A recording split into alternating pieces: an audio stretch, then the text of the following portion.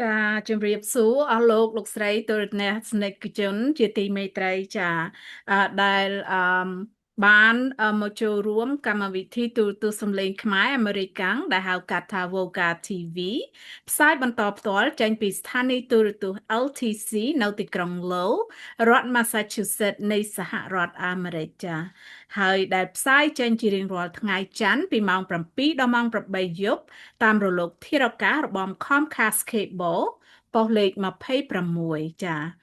ហើយនាងខ្ញុំអត់រាជាបុគ្គលិកសម្របសម្រួលកម្មវិធីនៅក្នុងថ្ងៃនេះត្រូវនឹងថ្ងៃទី2ខែមិថុនាហើយត្រូវនឹងថ្ងៃទី7កើតខែចេឆ្នាំម្សាញ់អសពស័កពុទ្ធសករាជ2569ចាហើយមាតិកាប្រចាំថ្ងៃនេះអឺមានអឺព័ត៌មានខ្លីៗចែកជូនអស់លោកអ្នកហើយនឹងនេតិមរតកវប្បធម៌សិក្សាអប់រំចាដំបូងនាងខ្ញុំសូមជម្រាបសួរដល់កញ្ញាចាក៏ដូចអ្នកគ្រូក៏ដូចជាទូទស្សនិកជនទាំងអស់ផងដែរចាសុខសប្បាយយ៉ាងណាដែរសប្តាហ៍នេះចានាងខ្ញុំសូមជម្រាបសួរបងហើយនឹងអ្នកគ្រូហើយនឹងទស្សនិកជនទាំងអស់គ្នានាងខ្ញុំមានអារម្មណ៍ជាសះស្បើយជាធម្មតាទេប៉ុន្តែចាអរគុណច្រើនអ្នកគ្រូទាំងពីរចាខ្ញុំថ្ងៃនេះមានសេចក្តីសោមនស្សរីករាយជាអនេកបការហើយក៏មានមោទនភាពដែរចំពោះអ្នកស្ម័គ្រចិត្តបុគ្គលិកស្ម័គ្រចិត្តទាំងអស់ដែលបានចូលមក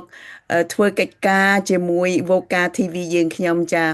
ខែមិថុនាគឺជាខែដែលកំណត់ចាចូលទៅដល់ឆ្នាំទី15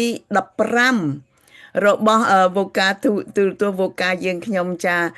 ដែលយើងចាប់ផ្ដើមឡើងនៅថ្ងៃខែមិថុនាដែរនៅក្នុងឆ្នាំ2010ចាហើយឥឡូវមកដល់ខែមិថុនា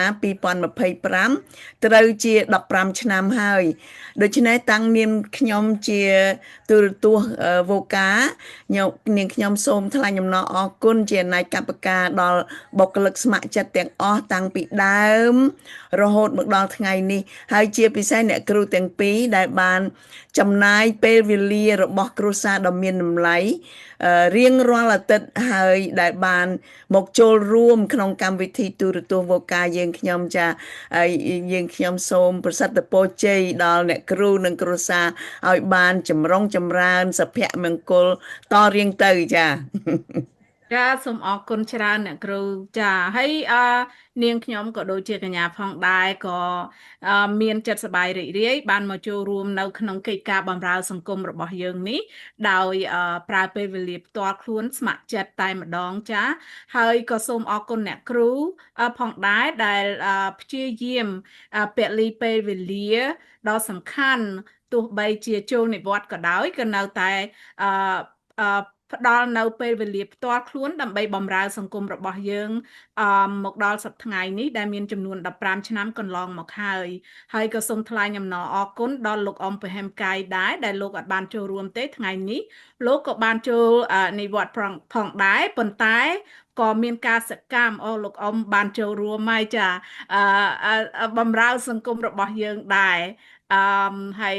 ពេលណាសុខភាពគាត់ផ្ដល់អំណោយក៏គាត់បានមកចូលរួមទៅបើសិនជាសុខភាពមិនផ្ដល់អំណោយទេអស់លោកមិនបានឃើញទេដូច្នេះជំរាបសួរលោកអ៊ំពហិមចាសជំរាបសួរអ្នកគ្រូជំរាបសួរនាងអរគ្នាចាជំរាបសួរមុននេះបន្តិចខ្ញុំបានថ្លែងអំណរអគុណដល់បុគ្គលិកស្ម័គ្រចិត្តរបស់ទូរទស្សន៍Vocaយើងទាំងអស់គ្នាតាំងពីដើមគឺខែមិថុនា2010រហូតមកដល់ខែមិថុនា2025នេះត្រូវជា15ឆ្នាំហើយចា season ចា15 season of Voca TV ចាដូច្នេះហើយដូចលោកពហឹមដែរគឺសកម្មចាពេលណាលោកបានចូលមកដល់ទូរទស្សន៍យើងគឺថាលោកតែងតែមានមតិគឺមិនខានដាច់ខាតដែលជាមតិមួយជួយបង្រៀនដល់កូនចៅជំនាន់ក្រោយយើងដែលខ្វះការពិសោធន៍ដូច្នេះខ្ញុំសូមអរគុណទាំងអស់គ្នានៅលើកញ្ចក់ TV យើងនេះចានៅថ្ងៃនេះចាសូមអរគុណចាបាទអរគុណ ចាគឺមុននឹងយើងចូលដល់ព័ត៌មាននាងខ្ញុំសូមអរគុណអ្នកគ្រូដែលបង្កើត Voca TV របស់ពួកយើងអ្នកបងអត្រាបាននិយាយត្រឹមត្រូវខ្លាំងមែនទែនហើយនឹងខ្ញុំឯកភាពជាមួយបង100%ហើយប្រសិនបើគ្មានអ្នកគ្រូទេក៏គ្មាន Voca TV ដែរហើយអរគុណល្អមហើយនឹងបងព្រោះបើសិនបើគ្មាន volunteer ហើយបើសិនជាគ្មានអ្នកស្ម័គ្រចិត្តហើយនឹងអ្នកបញ្ចេញមតិបញ្យល់បង្រៀនដល់ទស្សនិកជនផងយើងទេក៏ Voca មិនអាចដំណើរការតាមមុខបានដល់ថ្នាក់នេះដែរហើយមកពីថ្ងៃនេះគឺជាថ្ងៃគម្រប់ខួប15ឆ្នាំអញ្ចឹងតើបានជាអ្នកគ្រូបងហើយនឹងល្អម្នាក់ស្អាតទាំងសង្ហាខ្លាំងណាស់ណា